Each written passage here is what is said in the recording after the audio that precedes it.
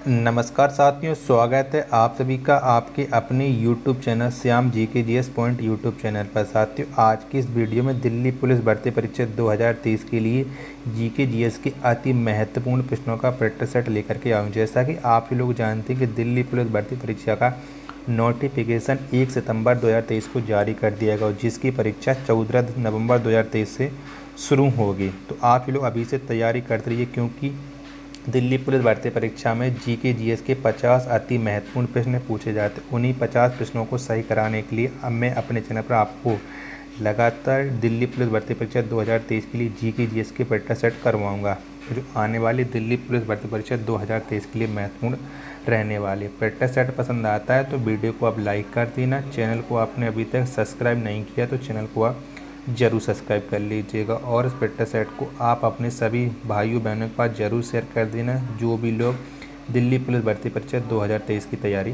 कर रहे हैं। तो चलिए शुरू करते हैं।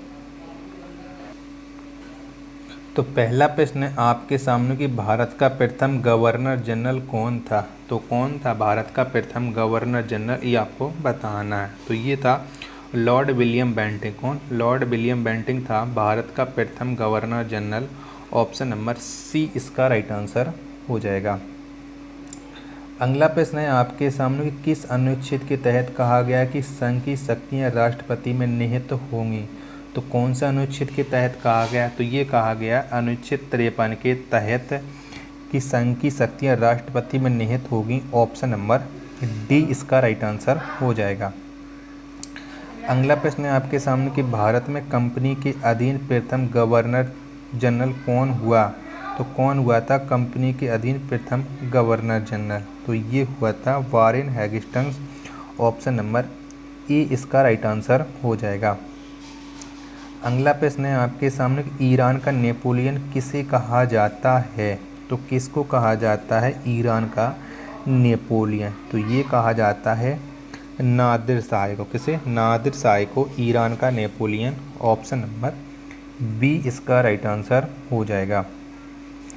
अगला प्रश्न है आपके सामने कि भारत का नागरिक मूल अधिकार का हनन होने पर किस अनुच्छेद के तहत सर्वोच्च न्यायालय में अपील कर सकता है। तो कौन से अनुच्छेद के तहत कर सकता है? तो ये कर सकता है अनुच्छेद 32 के तहत सर्वोच्च न्यायालय में अपील। ऑप्शन नंबर बी इसका राइट आंसर हो जाएगा। अगला प्रश्न है आपके सामने कि भारत के नागरिक मूल अधिकार का हनन होने पर किस अनुच्छेद के तहत उच्च न्यायालय में अपील कर सकता है। तो कौन से अनुच्छेद के तहत उच्च न्यायालय में अपील कर सकता है? तो ये कर सकता है अनुच्छेद 226 के तहत उच्च न्यायालय में अपील। ऑप्शन नंबर सी इसका राइट आंसर हो जाएगा। अगला प्रश्न है आपके सामने कि भारत का सबसे बड़ा गिरजाघर कौन है। तो कौन सा है भारत का सबसे बड़ा गिरजाघर? तो ये है सेंट कैथेड्रल। कौन? सेंट कैथेड्रल है भारत का सबसे बड़ा गिरजाघर। ऑप्शन नंबर डी इसका राइट आंसर हो जाएगा। अगला प्रश्न है आपके सामने कि टंगस्टन का गलनांक लगभग कितना होता है। तो कितना होता है टंगस्टन का गलनांक? तो इसका गलनांक होता है 3500 degree Celsius. Option number B इसका राइट आंसर हो जाएगा। अगला प्रश्न है आपके सामने कि मानव शरीर का सर्वाधिक कोलेस्ट्रॉल बनाने वाला स्थान कौन है। तो कौन से स्थान पर मानव शरीर का सर्वाधिक कोलेस्ट्रॉल बनता है? तो ये बनता है गुर्दा में। कहाँ पर? गुर्दा में बनता है। तो ऑप्शन नंबर गुर्दा में नहीं, यकृत में बनता है। वहाँ पे चाहता हूँ गलत आंसर बताया हूँ, यकृत में बनता है। ऑप्शन नंबर डी इसका राइट आंसर हो जाएगा। राष्ट्रीय आपात के समय किस अनुच्छेद में दी गई स्वतंत्रता समाप्त हो जाती है। तो कौन से अनुच्छेद में दी गई स्वतंत्रता समाप्त हो जाती है? तो ये हो जाती है अनुच्छेद 19 में दी गई स्वतंत्रता। ऑप्शन नंबर सी इसका राइट आंसर हो जाएगा। नेक्स्ट प्रश्न है आपके सामने कि नाटो की स्थापना कब हुई थी। तो कब हुई थी नाटो की स्थापना? तो नाटो की स्थापना हुई थी 4 अप्रैल 1949 में। ऑप्शन नंबर ए इसका राइट आंसर हो जाएगा। अगला प्रश्न है आपके सामने कि देश का पहला विद्युत संयंत्र की स्थापना कब हुई। तो कब हुई थी देश के प्रथम विद्युत संयंत्र की स्थापना? तो इसकी स्थापना हुई थी 1969 में। ऑप्शन नंबर डी इसका राइट आंसर हो जाएगा।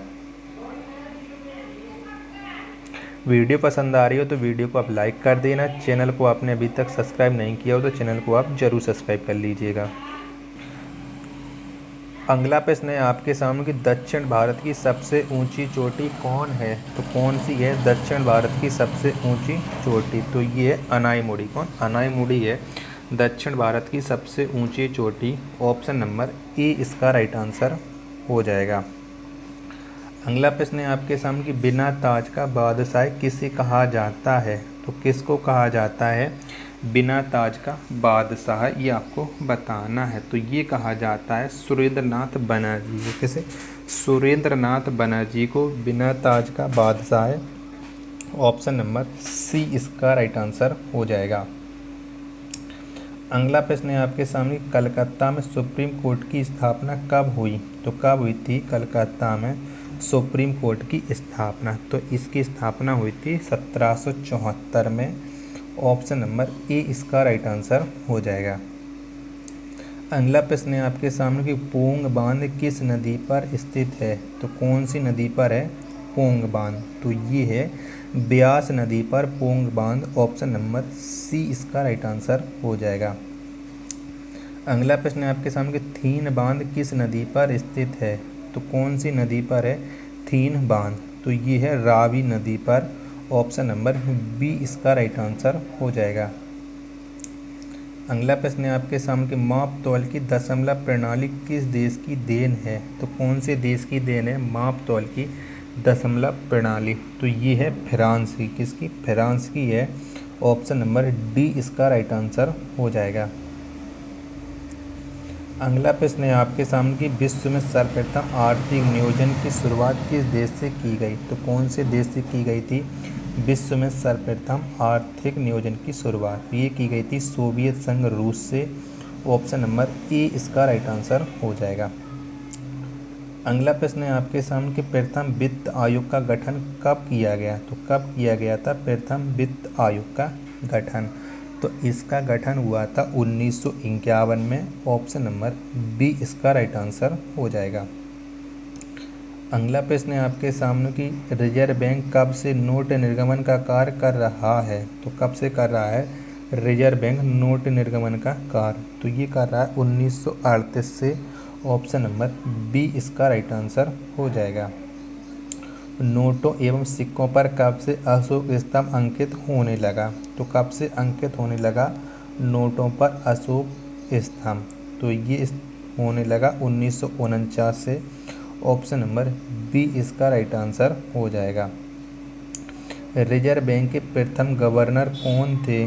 तो कौन थे रिजर्व बैंक के प्रथम गवर्नर? तो इसके गवर्नर थे Osborne Smith. Option number B इसका राइट आंसर हो जाएगा। विश्व की अर्थव्यवस्था में भारतीय अर्थव्यवस्था का कौन सा स्थान है? तो कौन सा स्थान है विश्व की अर्थव्यवस्था में भारतीय अर्थव्यवस्था का? तो ये स्थान है तीसरा। ऑप्शन नंबर सी इसका राइट आंसर हो जाएगा। अगला प्रश्न है आपके सामने कि भारत की राष्ट्रीय आय में सर्वाधिक योगदान किस क्षेत्र का है? तो कौन से क्षेत्र का है ये आपको बताना है। तो ये है तृतीय क्षेत्र का सर्वाधिक योगदान भारत की राष्ट्रीय आय में। ऑप्शन नंबर सी इसका राइट आंसर हो जाएगा। अगला प्रश्न है आपके सामने कि विषुवतीय रेखीय प्रदेश में किस प्रकार के वन पाए जाते हैं? तो किस प्रकार के वन पाए जाते हैं विषुवतीय प्रदेश में, विषुवतीय रेखीय प्रदेश में? तो इसमें पाए जाते हैं सदाबहार वन। ऑप्शन नंबर सी इसका राइट आंसर हो जाएगा। अगला प्रश्न है आपके सामने कि भारत में दूसरी सबसे ज़्यादा बोली जाने वाली भाषा कौन है? तो कौन सी है भारत में दूसरी सबसे ज़्यादा बोली जाने वाली भाषा? तो ये बांग्ला भाषा। ऑप्शन नंबर सी इसका राइट आंसर हो जाएगा। लगातार बढ़ती कीमतों की प्रक्रिया कहलाती है? तो क्या कहलाती है लगातार बढ़ती कीमतों की प्रक्रिया? तो ये कहलाती है मुद्रास्फीति। कौन सी? मुद्रास्फीति। ऑप्शन नंबर बी इसका राइट आंसर हो जाएगा। विश्व में सबसे पहले परिवार नियोजन अपनाने वाला देश कौन है? तो कौन सा है विश्व में सबसे पहले परिवार नियोजन अपनाने वाला देश? तो ये है भारत देश। ऑप्शन नंबर सी इसका राइट आंसर हो जाएगा। अगला प्रश्न है आपके सामने कि आईएसआई की स्थापना कब हुई? तो कब हुई थी आईएसआई की स्थापना? तो इसकी स्थापना हुई थी 17 दिसंबर 1931 में। ऑप्शन नंबर बी इसका राइट आंसर हो जाएगा। अगला प्रश्न है आपके सामने ओपेक की स्थापना कब हुई थी? तो कब हुई थी ओपेक की स्थापना? तो ये स्थापना हुई थी 1960 में ओपेक की स्थापना। ऑप्शन नंबर डी इसका राइट आंसर हो जाएगा। अगला प्रश्न है आपके सामने कि समृद्धि का सबसे अच्छा मापदंड क्या है? तो क्या है समृद्धि का सबसे अच्छा मापदंड? तो ये औसत प्रति व्यक्ति आय। ऑप्शन नंबर ए इसका राइट आंसर हो जाएगा। अगला प्रश्न है आपके सामने कि आगरा की जामा मस्जिद का निर्माण किसने किया था? तो किसने किया था आगरा की जामा मस्जिद का निर्माण? तो ये किया था जहां आरा ने। किसने? जहां आरा ने। ऑप्शन नंबर डी इसका राइट आंसर हो जाएगा। बोर्ड ऑफ रेवेन्यू की स्थापना किसके काल में हुई थी? तो किसके काल में हुई थी बोर्ड ऑफ रेवेन्यू की स्थापना? तो ये स्थापना हुई थी वॉरेन हेगिस्टन के काल में। ऑप्शन नंबर ए इसका राइट आंसर हो जाएगा। अगला प्रश्न है आपके सामने कि भारत में सबसे अधिक ईसाइयों की आबादी कहाँ पर है? तो कहाँ पर है भारत में सबसे अधिक ईसाइयों की आबादी? तो ये आबादी है नागालैंड में सबसे अधिक। ऑप्शन नंबर सी इसका राइट आंसर हो जाएगा। पीर पराई जाने रे के रचयिता कौन है? तो कौन है पीर पराई जाने रे के रचयिता? तो इसके रचयिता है नरसिंह मेहता। कौन? नरसिंह मेहता हैं। ऑप्शन नंबर डी इसका राइट आंसर हो जाएगा। लोटस टेम्पल किस धर्म से संबंधित है? तो कौन से धर्म से संबंधित है लोटस टेम्पल? तो ये संबंधित है बहाई धर्म से। ऑप्शन नंबर ए इसका राइट आंसर हो जाएगा। अगला प्रश्न है आपके सामने कि सिक्योरिटी पेपर मिल किस राज्य में स्थित है? तो कौन से राज्य में स्थित है सिक्योरिटी पेपर मिल? तो ये स्थित है मध्य प्रदेश राज्य में। ऑप्शन नंबर ए इसका राइट आंसर हो जाएगा। अगला प्रश्न है आपके सामने कि मरणोपरांत सर्वप्रथम किन्हें भारत रत्न से पुरस्कृत किया गया? तो किन्हें मिला था मरणोपरांत सर्वप्रथम भारत रत्न? तो ये मिला था लाल बहादुर शास्त्री को। ऑप्शन नंबर डी इसका राइट आंसर हो जाएगा। तो आज का प्रैक्टिस सेट समाप्त हो जाएगा। अब आप बताइए आपने हमारे इस प्रैक्टिस सेट में 39 में से कितने प्रश्न जो सही किए और आपको ये वीडियो कैसी लगी? वीडियो पसंद आई हो तो वीडियो को आप लाइक कर देना। चैनल को आपने अभी तक सब्सक्राइब नहीं किया तो चैनल को आप ज़रूर सब्सक्राइब कर लीजिएगा। मिलते हैं अपन नेक्स्ट वीडियो तथा नेक्स्ट प्रैक्टिस सेट में। तब तक के लिए धन्यवाद। जय हिंद प्यारे साथियों।